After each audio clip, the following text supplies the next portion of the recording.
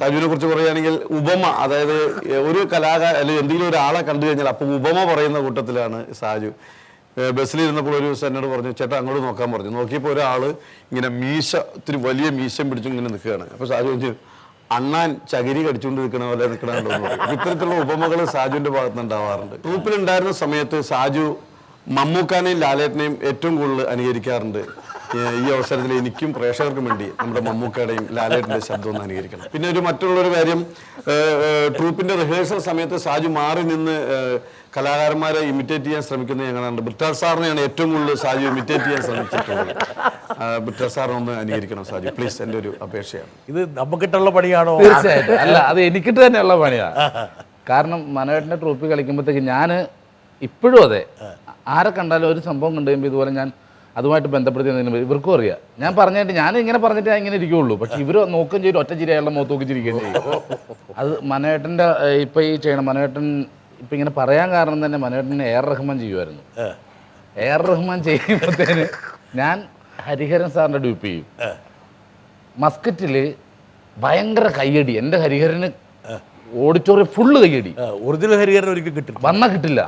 ഈ എന്താന്ന് പറഞ്ഞാൽ ഞാൻ പാടിയ വരെ walking in the moonlight cordless of അല്ലായിരുന്നു, ഓണായിരുന്നു. എൻ്റെ ഈ പാട്ട് കേട്ടിട്ടാണ് ഫുള്ള് കയ്യടി.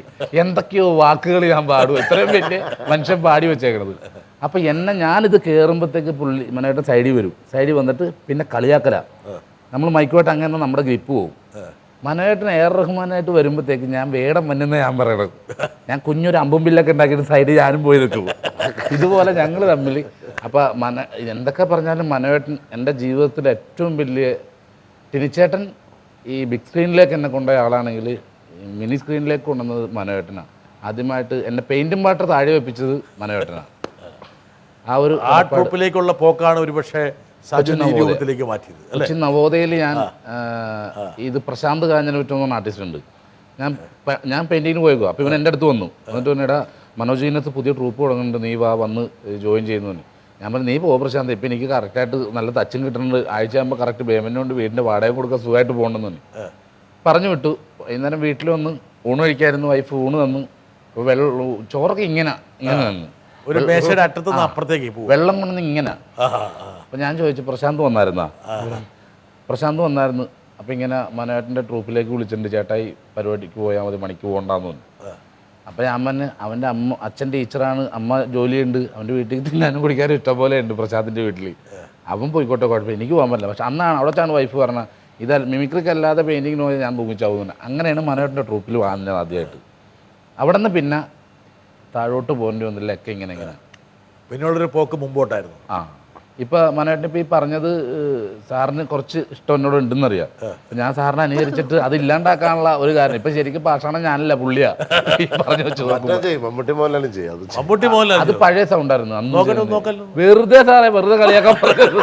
ഞാൻ നടന്മാരെ അനുകരിച്ചിട്ടുള്ളത്. സാജു സ്വന്തം നിലയ്ക്ക് ഒരു സൂപ്പർ സ്റ്റാർ ആയതുകൊണ്ട് വേറെ ഒരാളെ അനുകരിക്കട്ടെ, അതൊരു ഇതാ. പിന്നെ ചില ആൾക്കാരുണ്ടോ ഒരു നാണോ ഇല്ലാണ്ട് ചെയ്യും, എന്തും ചെയ്യും.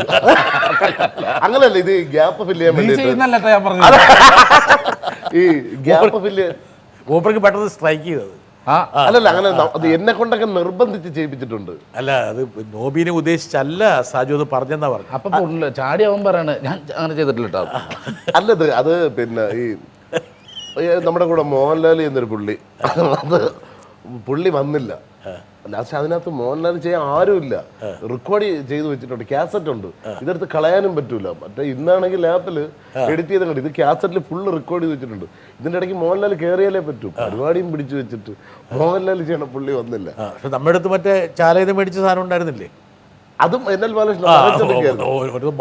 അങ്ങനെ എന്നെ ഇവന്മാരെ നിർബന്ധിച്ച് മോഹൻലാൽ വന്നാലാട്ടോ നല്ലതാവുള്ളൂ. കറക്റ്റ് ഞാൻ പറഞ്ഞ അത് പെർഫോം ചെയ്യണം. ഞാൻ കണ്ടിട്ടുണ്ട് ആ വരവ്. പക്ഷേ ആ ഒരു ചെരുവൊക്കെ ഇല്ല. അപ്പൊ ഈ കാസറ്റിൽ റെക്കോർഡ് ചെയ്തിട്ടുണ്ടോ മലയാളികളുടെ പ്രിയപ്പെട്ട താരം ലാലേട്ടൻ ഭയങ്കര കൈയടി വെളിയിൽ. അപ്പൊ എങ്ങനെയാണ്? അപ്പൊ ഞാൻ സ്റ്റേജിൽ പ്രാർത്ഥിച്ചോണ്ടിരിക്കുന്നത്. കാര്യം ആ ഗ്യാപ്പിൽ എന്നെ കയറ്റി വിട്ടു. മോഹൻലാൽ ഇല്ലെങ്കിൽ പ്രശ്നം. അപ്പൊ ഞാൻ ഇങ്ങനെ പ്രാർത്ഥിച്ചു, സൈഡിൽ നിന്ന് ഇങ്ങനെ കൈയടിക്കും. ഈ സൈഡിലും ഓഡിയൻസും ഭയങ്കര കൈയടി. അപ്പം ഞാൻ പിന്നെ അങ്ങ് കോൺഫിഡൻ്റ് ആയിട്ട് ഞാൻ മോഹൻലാൽ ഇങ്ങനെ നിന്നിട്ട് ഇങ്ങനെ ഇങ്ങനെ തിരിഞ്ഞു അപ്പോഴിങ്ങനെ കൈവച്ചു ഞാൻ. പിന്നെ ആ പാട്ട് തീരുന്നവരെ ഞാൻ അങ്ങനെ തന്നെ നിന്ന്. ഇതിന്റെ ഇടയിൽ കൂടെ നോക്കി. പക്ഷെ ഇങ്ങനെ രണ്ടു മൂന്ന് തിരിയിലേക്കുള്ളത് കൊണ്ട് ആര് ചെയ്താലും ഒരു മോഹൻലാൽ ആയി പോകും. തീർച്ചയായിട്ടും ഈ ഷോൾഡർ പിടിച്ചു കഴിഞ്ഞാൽ മോഹൻലാലായെന്ന് ധാരണയുള്ള കുറെ ആൾക്കാരുണ്ട്. ഈ ഞങ്ങളുടേതായിട്ടുള്ള മിമിക്രിക്കാരുടെ കുറെ ഗ്രൂപ്പുകളുണ്ട്. ഈ ഗ്രൂപ്പിൽ കുറെ ഫിഗറുകളുടെ ഫോട്ടോ അയക്കും. അത് എന്താ അവർ ചെയ്യണമെന്ന് നമുക്കറിയാൻ പാടില്ല, അവർക്കും അറിയില്ല, അത് വേറെ വിഷയം, എന്താ അവർ ചെയ്തേക്കണെന്ന്. അങ്ങനെ കുറെ ഫോട്ടോസ് ഞങ്ങൾ കളക്ട് ചെയ്യുന്നുണ്ട്. ഇപ്പോൾ ഞങ്ങളുടെ ഒരു ഗ്രൂപ്പ് ഉണ്ട് അതിനകത്ത് ഫിഗർ ചെയ്യണത്. പുലിമുരുകൻ റിലീസായപ്പോൾ എന്നെ വിളിച്ചിട്ട് പറയാം റിലീസാൻ്റെ വെച്ചാൽ എടാ പിന്നെ ഭയങ്കര അഭിപ്രായമാണല്ലോ എടാ, 2 ലാലേട്ടനാണെന്ന് പറഞ്ഞിട്ട് പടത്തിൽ. ഇല്ല ഇല്ല എൻ്റെ അടുത്ത് കണ്ടവരെല്ലാം പറഞ്ഞു 2 ലാലേട്ടനുണ്ടെന്ന്. ഇല്ല ഇതായിട്ടല്ലേ, അല്ല നീയും പുള്ളി ഒരേപോലെ അഭിനയിച്ചു.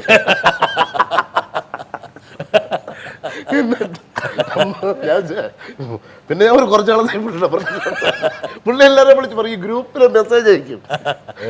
ഇതിൽ ലാലേട്ടൻ ഡബിളാണ്, പുലിമുരുകനിൽ ലാലേട്ടൻ ഡബിളാണ്. ഇതിലേതാണ് ഒറിജിനൽ പിടികിട്ടണമെന്നാണ്.